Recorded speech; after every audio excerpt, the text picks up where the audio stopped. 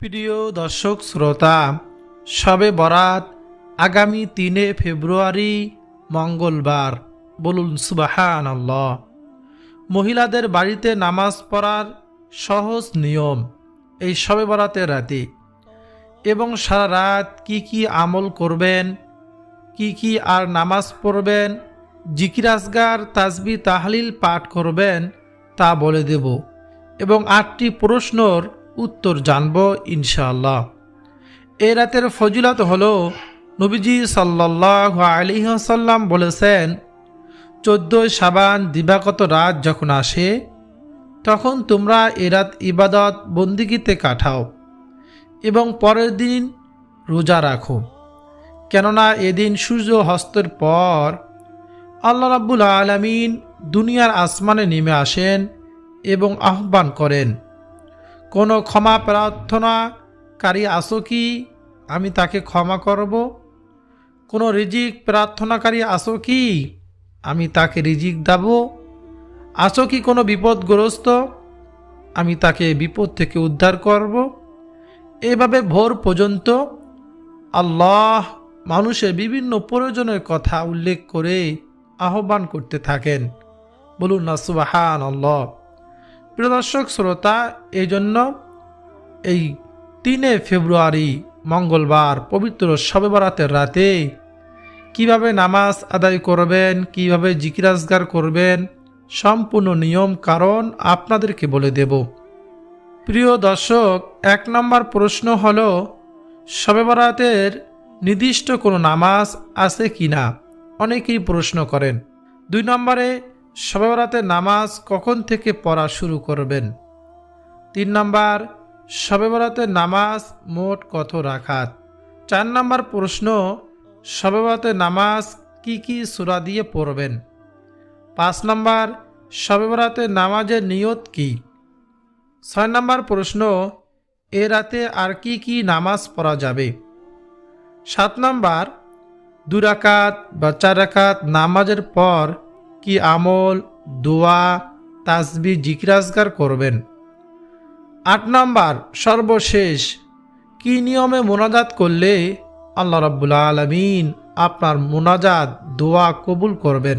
এই ৮টি প্রশ্নের উত্তর আজকে আমরা জানব। প্রিয় দর্শক, আজকের আলোচনাটি নারী পুরুষ প্রত্যেকের জন্য খুবই উপকারী হবে ইনশাআল্লাহ। প্রিয় দর্শক, তাহলে চলুন একে একে প্রত্যেকটি প্রশ্নের উত্তর জেনে নেই। ১ নম্বর প্রশ্ন ছিল, শবে বরাতে নির্দিষ্ট কোনো নামাজ আছে কি না? উত্তর হলো, শবে বরাতে নির্দিষ্ট কোনো ফরজ, ওয়াজিব বা সুন্নতে মুআক্কাদা নামাজের কথা হাদিসে বর্ণিত হয়নি। শবে বরাতের রাতে ইবাদতের বিশেষ ফজিলত রয়েছে। এ রাতে যত ইবাদত আছে সবই হলো নফল ইবাদত। তবে শবে বরাতের রাতে কোরআন তেলাওয়াত, তাসবিহ তাহলিল, জিকির আজকার, দোয়া, ইস্তেগফার এবং নফল নামাজ পড়া যাবে। ২ নম্বর প্রশ্ন ছিল, শবে বরাতে নামাজ কখন থেকে পড়া শুরু করবেন? উত্তর হলো, মাগরিবের পর থেকেই মূলত আমাদের নামাজ ও ইবাদত শুরু করতে হবে। হাদিসে এসেছে, এদিন সূর্য ডোবার পর আল্লাহ তাআলা পৃথিবীর নিকটতম আকাশে নেমে আসেন এবং বলেন, কে আসো আমার নিকট ক্ষমা প্রার্থী, আমি তাকে ক্ষমা করব? কে আসো রিজিক প্রার্থনাকারী, আমি তাকে রিজিক দান করব?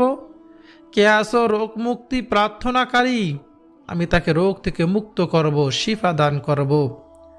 কে আসো অভাব অনটনে, রোগ শোক বিপদ আপদে? এভাবে আল্লাহ সুবহানাহু ওয়া তাআলা আমাদের বিভিন্ন প্রয়োজনের কথা বলে বলে ফজরের সময় হওয়া পূর্ব পর্যন্ত তিনি এভাবে আমাদেরকে ডাকতে থাকেন। বলুন না সুবহানাল্লাহ। এর জন্য মাগরিবের পর থেকে ফজর পর্যন্ত আমরা আমল করব ইনশাআল্লাহ। ৩য় নম্বর প্রশ্ন, শবে বরাতের নামাজ মোট কত রাকাত? শবে বরাতের নামাজের নির্দিষ্ট কোনো সংখ্যা নেই, তাই নফল নামাজ ২ রাকাত করে যত খুশি তত পড়তে পারেন, কোনো সমস্যা নেই। ৪ নম্বর প্রশ্ন, শবে বরাতের নামাজ কি সূরা দিয়ে পড়বেন? উত্তর, শবে বরাতের নামাজে এখানে সূরা ফাতিহা একবার, সূরা ইখলাস 3 বার পড়তে হবে বা সূরা ওয়াকিয়া পড়তে হবে এমন কোনো কথা হাদিসে নেই। এগুলো সম্পূর্ণ ভিত্তিহীন। তাই সূরা ফাতিহার পরে যে কোনো সূরা দিয়ে নামাজ পড়লেই নামাজ হয়ে যাবে ইনশাআল্লাহ। 5 নম্বর প্রশ্ন ছিল, শবে বরাতের নামাজের নিয়ত কি? উত্তর, শবে বরাতের নামাজের নিয়ত বলবেন, আমি 2 রাকাত নফল নামাজ পড়তেছি কিবলামুখী হয়ে, আল্লাহু আকবার। এভাবে নিয়ত করলে আপনার নামাজ সহি হয়ে যাবে ইনশাআল্লাহ। আমি 2 রাকাত নফল নামাজ পড়তেছি কিবলামুখী হয়ে, আল্লাহু আকবার, এতটুক নিয়ত। 6 নম্বর প্রশ্ন ছিল, এ রাতে আর কি কি নামাজ পড়া যাবে? হযরত আলী রাদিয়াল্লাহু তাআলা আনহু বলেন, রাসূলুল্লাহ সাল্লাল্লাহু আলাইহি ওয়াসাল্লাম বলেছেন, যখন মধ্য শাবানের রাত আসে তখন তোমরা এই রাতে দাঁড়িয়ে নামাজ পড়ো এবং দিনের বেলা রোজা রাখো। ইবনে মাজাহ শরীফের হাদিস। যেহেতু আল্লাহ তাআলার প্রিয় হাবিব রাসূলুল্লাহ সাল্লাল্লাহু আলাইহি ওয়াসাল্লাম নামাজ পড়ার নির্দেশ দিয়েছেন, সেহেতু আমরা এই রাতে কীভাবে নামাজের মাধ্যমে কাটাবো তার ব্যাপারে একটু আলোচনা করব। প্রিয় দর্শক, মনে রাখবেন, এ রাতে যে নামাজ পড়বেন সেগুলি নফল নামাজ। নফল নামাজ এটা কোনো ফরজ ওয়াজিব নয়। তাছাড়া এ রাতে কোনো নির্দিষ্ট নামাজের কথাও সুস্পষ্টভাবে উল্লেখ নাই। সেজন্য আমরা যেসব নফল নামাজ হাদিস দ্বারা প্রমাণিত এবং যেসব নামাজ বুজুর্গণ দিন পড়েছেন সে নামাজ, সেগুলি আমল আজকে আপনাদের সামনে ধারাবাহিকভাবে তুলে ধরব, যাতে আপনাদের জন্য গোটা রাত এসব ইবাদত করতে সহজ হয়। প্রিয় দর্শক, আপনি চাইলে এগুলো নামাজ পড়তে পারেন। তা হলো 6 রাকাত সালাতুল আওয়াবিন নামাজ, অনেক ফজিলতপূর্ণ নামাজ। এই 6 রাকাত সালাতুল আওয়াবিন নামাজের ফজিলত সম্পর্কে হাদিসে এসেছে, রাসূলুল্লাহ সাল্লাল্লাহু আলাইহি ওয়াসাল্লাম বলেছেন, কোনো ব্যক্তি যদি মাগরিবের নামাজের পর 6 রাকাত আওয়াবিন নামাজ পড়ে মাঝখানে দুনিয়াবি কোনো কথা না বলে, তাহলে 12 বছর ইবাদত করার সমান সময়গুলি গণ্য হবে। বলুন না সুবহানাল্লাহ। অন্য হাদিসে এসেছে তার 50 বছরের গুনাহ মাফ করা হবে। বলুন না সুবহানাল্লাহ, আল্লাহু আকবার। এই সালাতুল আওয়াবিনের নামাজের সময় হচ্ছে মাগরিবের নামাজের পর থেকে ইশারের নামাজের সময় হওয়া পর্যন্ত। প্রিয় দর্শক, 2 রাকাত করে এই 6 রাকাত নামাজ আদায় করবেন। এই নামাজের নিয়ত হলো, আমি 2 রাকাত সালাতুল আওয়াবিনের নামাজ আদায় করিতেছি, আল্লাহু আকবার। যে কোনো সূরা দিয়ে আপনি এই নামাজ পড়তে পারবেন। এ নামাজের জন্য নির্দিষ্ট কোনো সূরা নেই। প্রিয় দর্শক, অন্য সময় যেভাবে নফল নামাজ আদায় করেন ঠিক তেমনিভাবে এই নফল নামাজ আদায় করবেন এই রাত্রিতে। তারপর ইশারের নামাজ পড়ার পর 2 রাকাত 4 রাকাত তাওবার নামাজ পড়বেন। সালাতুল হাজুদের নামাজ পড়বেন। 4 রাকাত সালাতুত তাসবিহ নামাজ পারলে পাঠ করবেন, পড়বেন। তারপর শেষ রাতিতে তাহাজ্জুদের নামাজ পড়বেন। প্রিয় দর্শক, যত ধরনের নফল নামাজ আছে এ রাতে নফল নামাজগুলো পড়তে পারেন, কোনো সমস্যা নেই। এই নফল নামাজ কোরআন হাদিস দ্বারা প্রমাণিত এবং এ রাতে আপনারা ইতিপূর্বে কাজা নামাজগুলো পড়তে পারেন। 2 রাকাত 4 রাকাত নামাজ পড়ে কিছুক্ষণ বিরতি দিয়ে জিকির আজকার করে 2 হাত তুলে আল্লাহ সুবহানাহু ওয়া তাআলার কাছে দোয়া করবেন। কি জিকির আজকার করবেন, তাসবিহ তাহলিল পাঠ করবেন, এই ভিডিওতে আজকে আমি আপনাদেরকে বলে দেব। তাই ধৈর্য ধরে ভিডিওটি দেখুন, শুনুন ইনশাআল্লাহ। 7 নম্বর প্রশ্ন ছিল, 2 রাকাত বা 4 রাকাত নামাজের পর কি আমল, দোয়া, তাসবিহ, জিকির আজকার করবেন? প্রিয় দর্শক, 4 রাকাত নফল নামাজ আদায় করার পর এই জিকিরগুলো করতে পারেন। তা হলো 100 বার লা ইলাহা ইল্লাল্লাহ। এই লা ইলাহা ইল্লাল্লাহ এর ফজিলত সম্পর্কে হাদিসে এসেছে, হযরত আবু সাঈদ খুদরি রাদিয়াল্লাহু তাআলা আনহু বলেন, আল্লাহ রাসূল সাল্লাল্লাহু আলাইহি ওয়াসাল্লাম বলেছেন, নবী মুসা আলাইহিস সালাতু ওয়াস সালাম একবার আল্লাহ তাআলার কাছে আরজ করলেন, হে আল্লাহ, আমাকে আপনি এমন একটি বাক্য শিখিয়ে দিন যার মাধ্যমে আমি আপনার জিকির করব এবং আপনার কাছে প্রার্থনা করব। আল্লাহ রাব্বুল আলামিন বললেন, হে নবী মুসা, তুমি বলো লা ইলাহা ইল্লাল্লাহ। নবী মুসা আলাইহিস সালাতু ওয়াস সালাম বললেন, হে আল্লাহ, আপনার সব বান্দাই তো এই জিকির করে। আল্লাহ রাব্বুল আলামিন আবারও বললেন, তুমি বলো লা ইলাহা ইল্লাল্লাহ।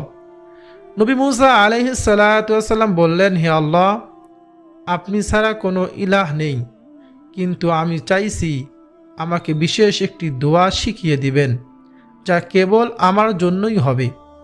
আল্লাহ রাব্বুল আলামিন বললেন, হে নবী মুসা, আমি ছাড়া 7 আসমান 7 জমিন ও তার মাঝখানে যা কিছু রয়েছে সব কিছু যদি তুমি এক পাল্লায় রেখে দাও আর অপর পাল্লায় যদি লা ইলাহা ইল্লাল্লাহ উঠাইয়া দাও, এই লা ইলাহা ইল্লাল্লাহর পাল্লা ভারী হয়ে যাবে। বলুন না সুবহানাল্লাহ। কত দামি একটি জিকির! এই জন্য জিকিরটি আমরা বেশি বেশি করব। হযরত জাবের ইবনে আব্দুল্লাহ বলেন, রাসূলুল্লাহ সাল্লাল্লাহু আলাইহি ওয়াসাল্লাম বলেছেন, সর্বোত্তম জিকির হচ্ছে লা ইলাহা ইল্লাল্লাহ এবং সর্বোত্তম দোয়া হলো আলহামদুলিল্লাহ। হযরত মুআজ রাদিয়াল্লাহু তাআলা আনহু বলেন, নবীজি বলেছেন, যে ব্যক্তি খালেস অন্তরে একনিষ্ঠতার সঙ্গে লা ইলাহা ইল্লাল্লাহ বলবে সে জান্নাতে প্রবেশ করবে। বলুন না সুবহানাল্লাহ। হযরত ইনবান বিন মালিক রাদিয়াল্লাহু তাআলা আনহু বলেন, রাসূলুল্লাহ সাল্লাল্লাহু আলাইহি ওয়াসাল্লাম বলেছেন, যে ব্যক্তি একমাত্র আল্লাহকে সন্তুষ্ট করার জন্য লা ইলাহা ইল্লাল্লাহ বলবে, কিয়ামতের দিন সে এমনইভাবে উপস্থিত হবে যে তার উপর জাহান্নাম আরাম হয়ে গিয়েছে। বলুন না সুবহানাল্লাহ। প্রিয় দর্শক, যে ব্যক্তি সবসময় লা ইলাহা ইল্লাল্লাহ জিকির করবে, আল্লাহ তাআলা তাকে ঈমানের সঙ্গে মৃত্যু নসিব করবেন।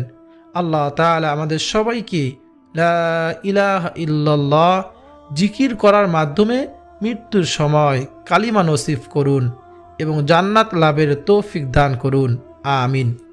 প্রিয় দর্শক, তারপর 100 বার সুবহানাল্লাহ জিকির করবেন। এই জিকিরের ফজিলত সম্পর্কে সাদ রাদিয়াল্লাহু তাআলা আনহু বলেন, একদিন রাসূলুল্লাহ সাল্লাল্লাহু আলাইহি ওয়াসাল্লাম তার সঙ্গীদেরকে প্রশ্ন করেন, তোমাদের কেউ কি 1000 নেকি অর্জন করতে অক্ষম? তখন তার একজন সঙ্গী জিজ্ঞাসা করলেন, কিভাবে আমাদের কেউ 1000 নেকি অর্জন করতে পারে? তখন নবীজি বললেন, তোমাদের কেউ 100 বার সুবহানাল্লাহ পাঠ করবে, তাহলে তার জন্য 1000 নেকি লেখা হবে এবং 1000 পাপ মোচন করা হবে, ক্ষমা করা হবে। তিরমিজি শরীফের হাদিস। বলুন না সুবহানাল্লাহ। প্রিয় দর্শক, তারপর 100 বার আলহামদুলিল্লাহ জিকির করবেন। কৃতজ্ঞতা প্রকাশের সংক্ষিপ্ত বাক্য হলো আলহামদুলিল্লাহ। এটা একটি উত্তম দোয়া ও জিকির। এই জিকির মিজানের পাল্লায় সব দিয়ে ভরপুর করে দেয় আল্লাহ সুবহানাহু ওয়া তাআলা। হযরত আবু মালিক আশআরী রাদিয়াল্লাহু তাআলা আনহু বলেন, রাসূলুল্লাহ সাল্লাল্লাহু আলাইহি ওয়াসাল্লাম বলেছেন, উজু হলো ঈমানের অর্ধেক। আলহামদুলিল্লাহ পূর্ণ করে মিজানের পাল্লা, আমলের পাল্লা সুবহানাল্লাহ ও আলহামদুলিল্লাহ পূর্ণ করে আকাশ ও জমিনের মধ্যবর্তী স্থান নেকি দ্বারা। বলুন না সুবহানাল্লাহ। মুসলিম, তিরমিজি শরীফের হাদিস। তারপর 100 বার ইস্তেগফার পাঠ করবেন। কোরআনে ইস্তেগফার পাঠ করার নির্দেশ দেওয়া হয়েছে। রাসূলুল্লাহ সাল্লাল্লাহু আলাইহি ওয়াসাল্লাম নিষ্পাপ হওয়া সত্ত্বেও ইস্তেগফার পাঠ করতেন। হযরত ইবনে ওমর রাদিয়াল্লাহু তাআলা আনহু বলেন, রাসূলুল্লাহ সাল্লাল্লাহু আলাইহি ওয়াসাল্লাম বলেছেন, হে মানব মণ্ডলী, হে আমার উম্মতেরা, তোমরা আল্লাহ তাআলার কাছে তওবা করো। আমি দৈনিক 70 বারও অধিক তওবা ইস্তেগফার করি। বলুন না সুবহানাল্লাহ। এজন্য বেশি বেশি ইস্তেগফার করব, আস্তাগফিরুল্লাহ আস্তাগফিরুল্লাহ। প্রিয় দর্শক, এই রাত্রিতে আমরা গুনাহ মাফের শ্রেষ্ঠ ইস্তেগফার বলা হয়, শ্রেষ্ঠ গুনাহ মাফের দোয়া সাইয়্যিদুল ইস্তেগফার আমরা পাঠ করব। আর এই সাইয়্যিদুল ইস্তেগফার যদি সকাল সন্ধ্যায় কোনো ব্যক্তি একবার করে পাঠ করে 24 ঘন্টার মধ্যে মৃত্যুবরণ করলে সে জান্নাতি হবে, এই কথা বলেছেন স্বয়ং রাসূলুল্লাহ সাল্লাল্লাহু আলাইহি ওয়াসাল্লাম। এই সাইয়্যিদুল ইস্তেগফার পাঠ করে আমরা আল্লাহ তাআলার কাছে গুনাহ থেকে ক্ষমা চাইব। এই সাইয়্যিদুল ইস্তেগফারটি হলো, আল্লাহুম্মা আনতা রাব্বি লা ইলাহা ইল্লা আনতা খলাকতানি ওয়া আনা আবদুকা ওয়া আনা আলা আহদিকা ওয়া ওয়া'দিকা মাস্তাতা'তু আউযু বিকা মিন শাররি মা সানা'তু আবু'ু লাকা বিনি'মাতিকা আলাইয়া ওয়া আবু'ু লাকা বিযামবি ফাগফিরনি ফাইন্নাহু লা ইয়াগফিরুয যুনুবা ইল্লা আনতা।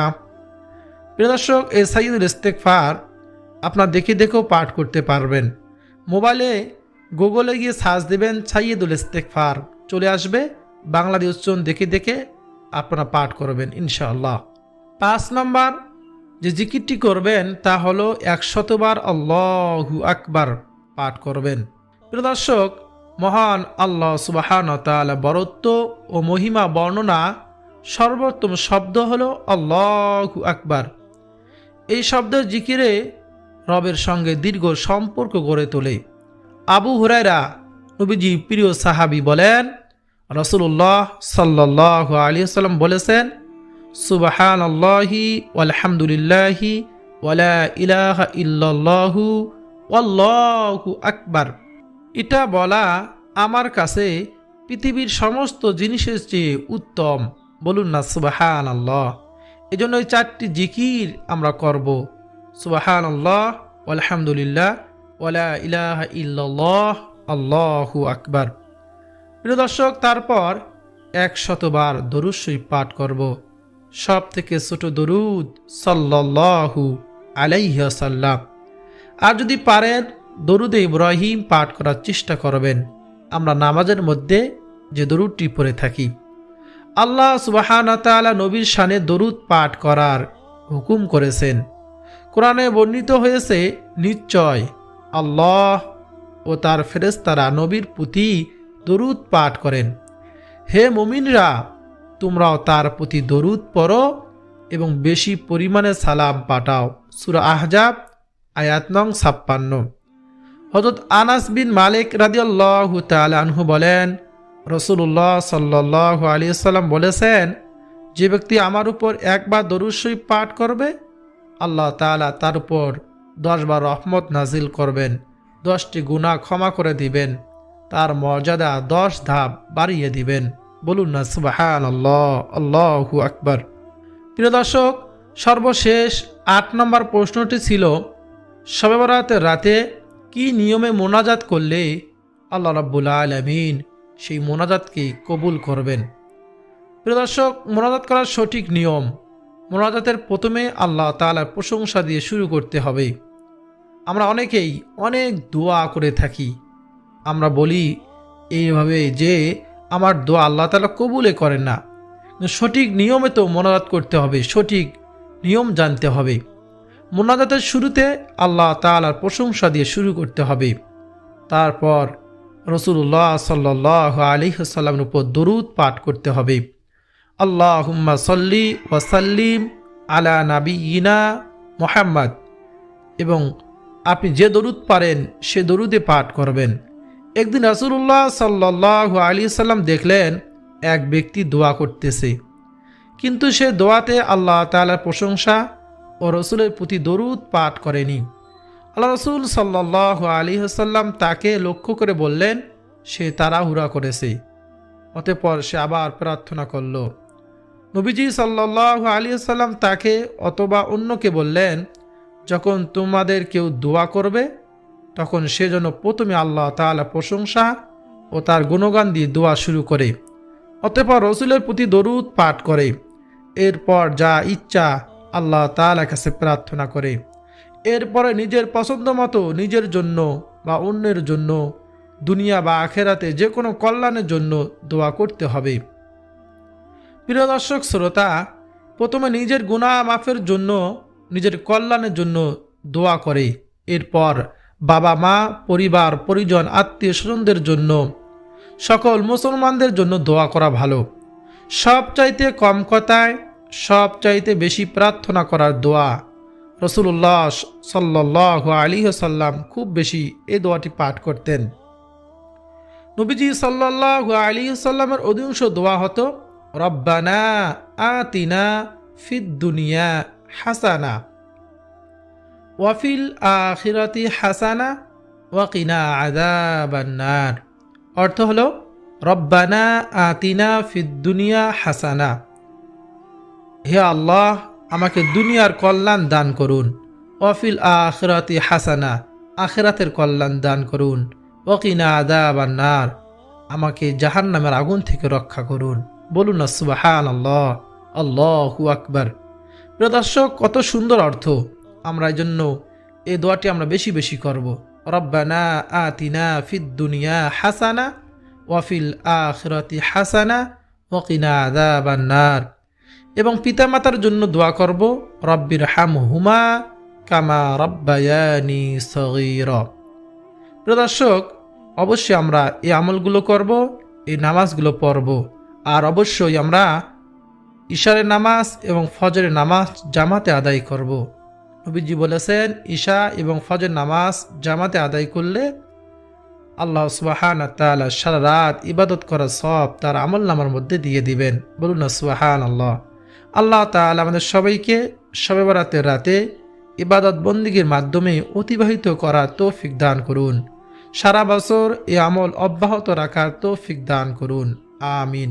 প্রিয় দর্শক, ভিডিওটি যদি আপনার কাছে ভালো লাগে অবশ্যই লাইক করবেন, কমেন্টে আমিন লিখবেন, চ্যানেলটি সাবস্ক্রাইব করে পাশে থাকা বেল বাটনটি অন করে রাখবেন, ভিডিওটি শেয়ার করে দিবেন।